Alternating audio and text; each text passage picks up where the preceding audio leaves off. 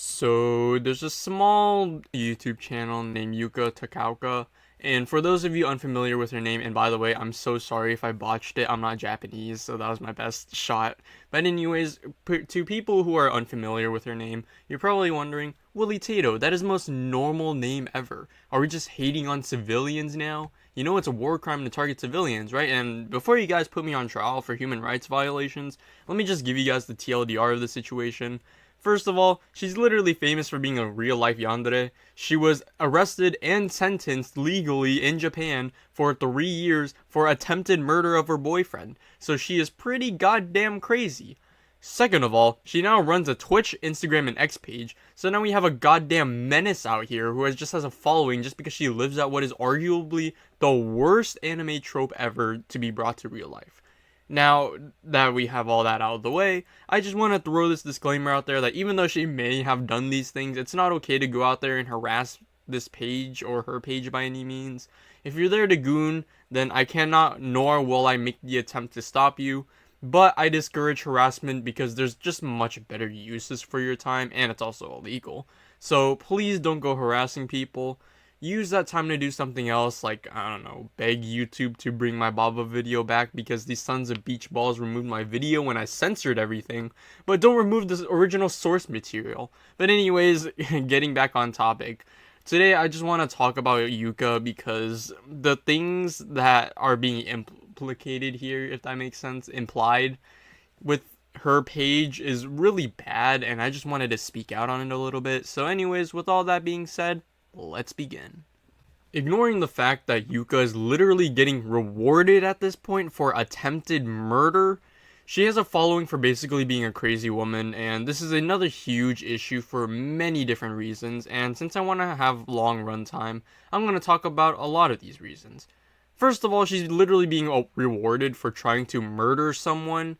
Now, this is going to be a shock to a lot of you guys, so you're going to want to take a seat for this.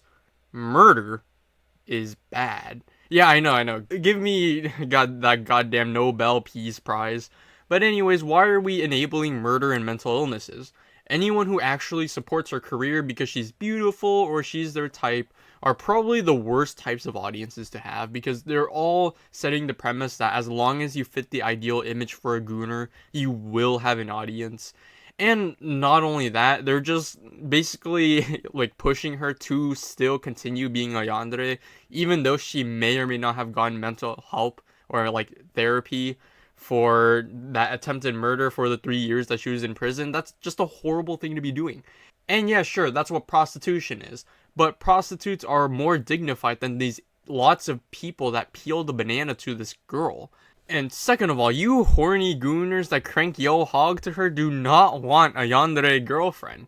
Trust me, dude, you do not want one. It is a very messy life that you will have to live if you live with someone like her. And to give you an idea on why you don't want someone like her, she literally sticked my guy over here because he had pictures of other girls in a bar. He's a bartender there. And sure, maybe something was fishy afoot. I'm not really sure because I'm not a professional. I don't know much on the matter.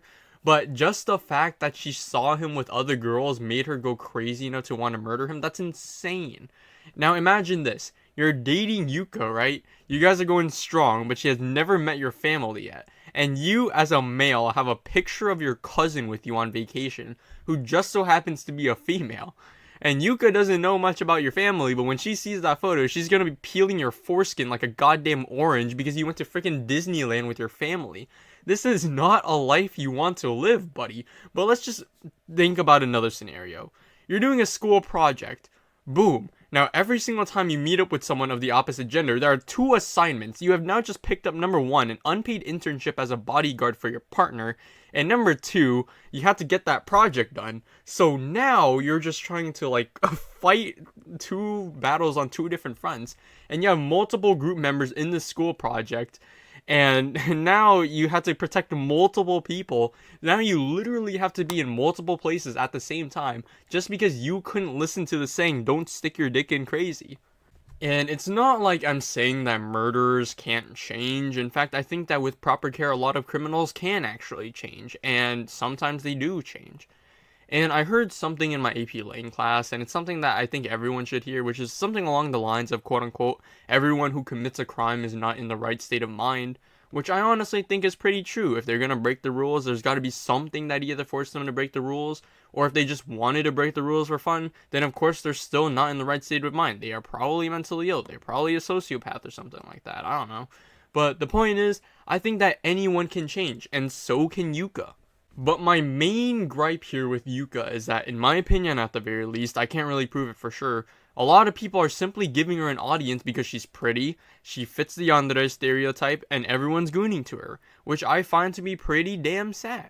She tried to murder a guy, served the goddamn prison sentence, and then tried to make a living for herself by literally hopping on the internet to basically fulfill these deranged, sick romantic fantasies that people have. Well, not fulfill them, but like entertain the idea of it.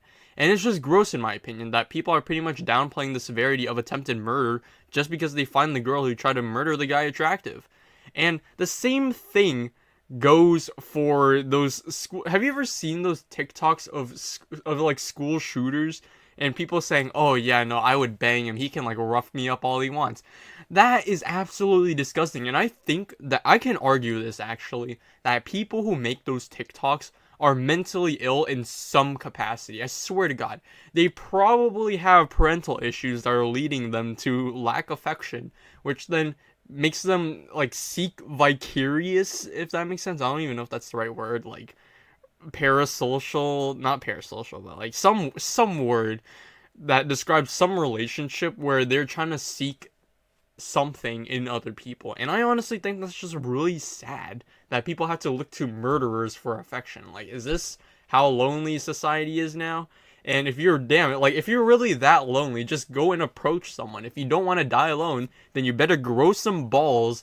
I don't really know if I can say that for women. I'm sorry, but like I don't know. Maybe you can grow some balls too. But grow some hueves and walk up to someone and just go, "Hey, you want to go out on a date? You want to like go out to like drink coffee? You want to like go out like to the mall or something like that? Just hang out, you and I just chilling, something like that. I don't know, but like look for someone who is not a murderer, preferably. And if they are a murderer, but they have changed, then that's okay too. Just don't look for an active serial murderer." And yeah, I mean, that's kind of all I really have to say today. I don't really have much else to say because I know that the internet and especially the commenters are not indicative of the entire community as a whole. In fact, there's a pretty good chance that most of our audience is filled with regular people who enjoy cosplays and like to admire art of dressing up like a fictional character.